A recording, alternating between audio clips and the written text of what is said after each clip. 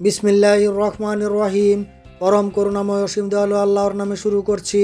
সর্বপ্রথম মহান আল্লাহর দরবারে শুকরিয়া আদায় করিতেছি যে মহান আল্লাহ আমাদের আশরাফুল মখলুকাত মানুষ বানিয়ে এই দুনিয়ায় পাঠিয়েছেন। প্রিয় দেশবাসী, সারা বাংলাদেশের বর্তমান পরিস্থিতিকে বিচক্ষণতার সহিত সামাল দিতে হবে। কোনো অবস্থাতেই ধৈর্য হারা হলে চলবে না। এত মিছিল মিটিং করে বিভিন্ন দাবি দাওয়া আদায় করতে গিয়ে জনগণকে কষ্ট দেওয়া যাবে না। ধীরে ধীরে আলাপ আলোচনার মাধ্যমে এই সকল সমস্যার সমাধান করতে হবে। প্রতিদিন মারামারি কাটাকাটি ফেতনা ফাসাদ করে কোনো কিছুর সুষ্ঠু সমাধান হবে না।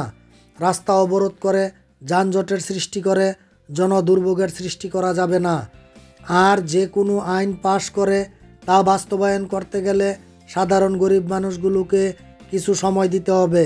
হঠাৎ করে ভাঙচুর করে গরিব মানুষদের সম্পদ নষ্ট করা যাবে না। এমনিতেই গরিব মানুষেরা দিন আনে দিন খায়। ইনকামের একটি রাস্তা বন্ধ করতে হলে কিছু সময় দিয়ে ইনকামের আরেকটি রাস্তা বের করতে সাধারণ গরিব মানুষদের সহায়তা করতে হবে। তাদেরকে অতর্কিতে মারধর করে নয়। সরকার যাবে, আবার নতুন সরকার আসবে, এটাই স্বাভাবিক। এটা নতুন কিছু না। তার অর্থ এই নয় যে হাল ছেড়ে দিতে হবে। এখনও বাংলাদেশে দলের অভাব নেই, মানুষেরও অভাব নেই। বাংলাদেশের মানুষের রাজনীতি করা বা বিভিন্ন দল করার ইচ্ছা থাকতেই পারে, এটা দোষের কিছু না। শুধু একাত্মতাবোধ, নৈতিকতাবোধ, পরস্পরের প্রতি শ্রদ্ধা সম্মান এবং সহানুভূতি থাকতে হবে। কারো প্রতি কোনো প্রকার হিংসা বিদ্বেষ থাকতে পারবে না।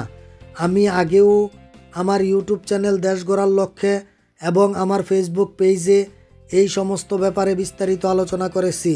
আপনারা দয়া করে নির্বাচন সম্পর্কিত আমার সমস্ত ভিডিওগুলি দেখলে বুঝতে পারবেন আমাদের করণীয় কি কাজ করতে হবে একটি সুষ্ঠু নির্বাচন অনুষ্ঠিত করার জন্য। কিভাবে একটি দলকে সুসংগঠিত করে রাখা যায়, কিভাবে একটি সুষ্ঠু ও নিরপেক্ষ নির্বাচন করা যায়, কিভাবে সারা বাংলাদেশের সকল জনগণের আইডি কার্ড নির্ভুলভাবে তৈরি করা যায়, কিভাবে 18 বছরের উপরে সকল জনগণের নির্ভুল ভোটার আইডি কার্ড বানানো যায়, কারা কারা নির্বাচনে প্রার্থী হলে দেশ এবং জাতির মঙ্গল হবে, সৎ এবং ন্যায় নিষ্ঠাবান মানুষ কিভাবে নির্বাচনে অংশগ্রহণ করতে পারবেন, এই সমস্ত ব্যাপারে আমি লন্ডন থেকে বিস্তারিত অনেক কথা বলেছি। দয়া করে আপনারা আমার সমস্ত ভিডিওগুলো দেখে like, share, comment, follow, subscribe করে যেই কথাগুলো যুক্তিসঙ্গত বলে মনে হবে সেই পরিকল্পনাগুলো বাস্তবায়ন করে দেশের উন্নয়ন সাধন করার পদক্ষেপ নেবেন। ভুল ত্রুটি হলে ক্ষমা সুন্দর দৃষ্টিতে দেখবেন। ওমা তৌফিকি ইল্লা বিল্লাহ। আসসালামু আলাইকুম ওয়া রাহমাতুল্লাহ।